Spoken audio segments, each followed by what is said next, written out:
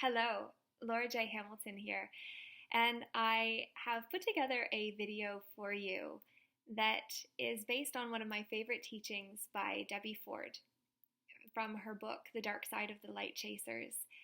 And in it, she speaks about your inner kingdom, and it's a teaching that I have made my own over the years, that I have worked with my own clients using it and offer to you now. So I would love to hear your thoughts and how it impacts you in the comments below, and hope that it helps you in finding the parts of yourself that you have rejected and neglected over the years.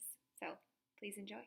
We start out as little children who live in this magnificent castle, and as we look around ourselves and walk through the hallways, we see open doors and sunlight streaming in, and there's beauty all around us, and we love all of it.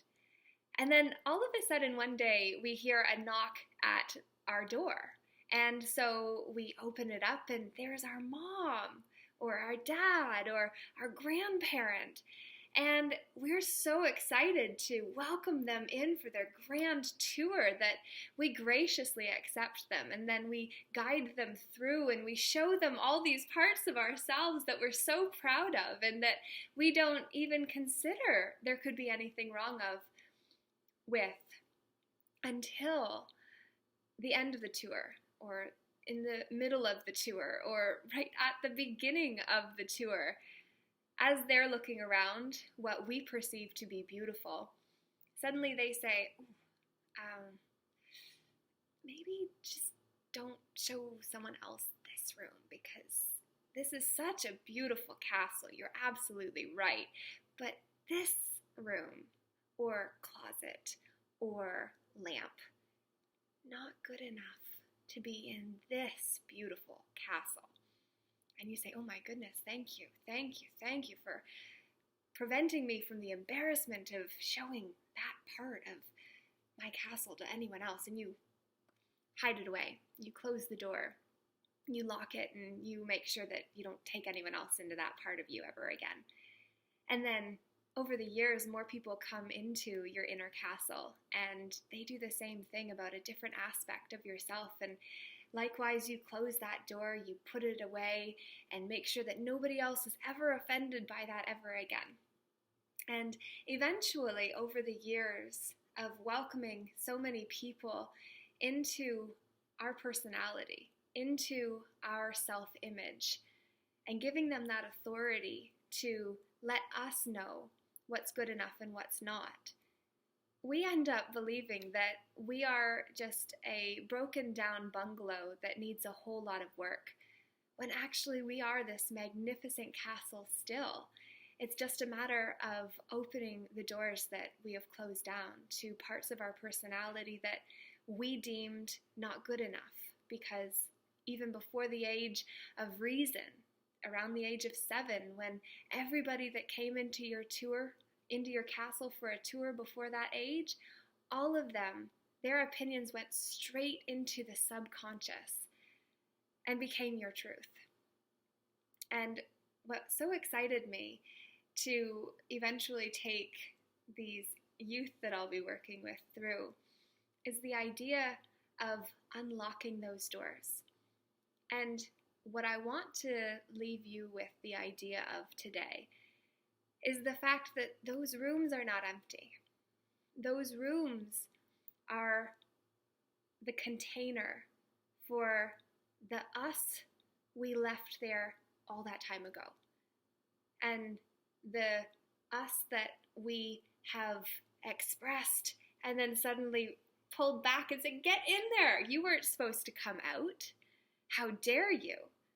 All of those parts of ourselves are locked in that room. So when we go to retrieve that part of ourselves, when we open that door, we have to recognize that there is a little you crying desperately in the corner.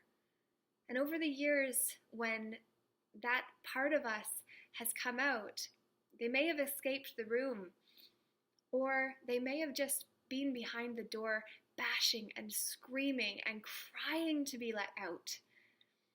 And when you go into that room to retrieve that quality about yourself, it's so important to realize you have to talk to the you were then and make them feel safe.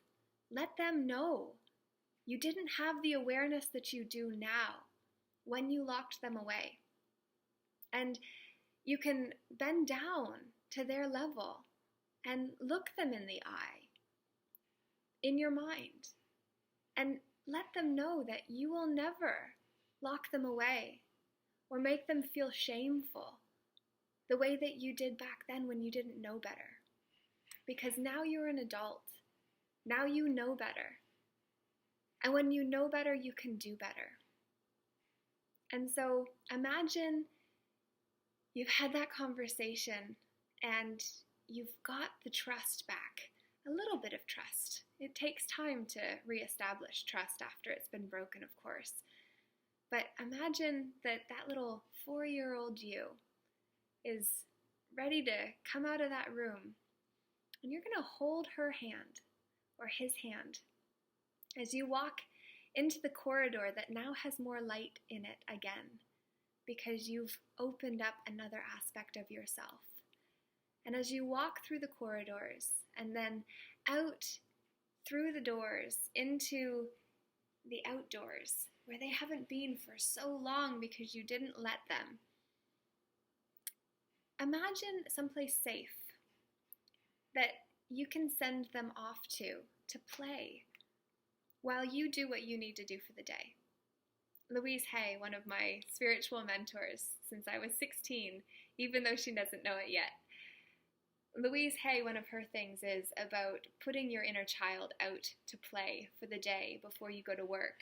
And then after work, going to retrieve your inner child. And then coming home together and checking in. What was your favorite part of the day? What did you do? What did you learn? Imagine talking to yourself like that. Instead of waiting for someone else to ask you, as we so often do. How would your world change if you committed to finding the inner children that you have locked in all of those rooms? This is just one aspect of you. Eventually, you're going to have a whole train of you following behind the adult version of yourself that now has the awareness to keep all of you safe. So, I hope that this message has served you and given you things to consider as you expand and evolve as a conscious participant and creator of your reality. Much love, Laura J. Namaste. The light in me honors the light in you.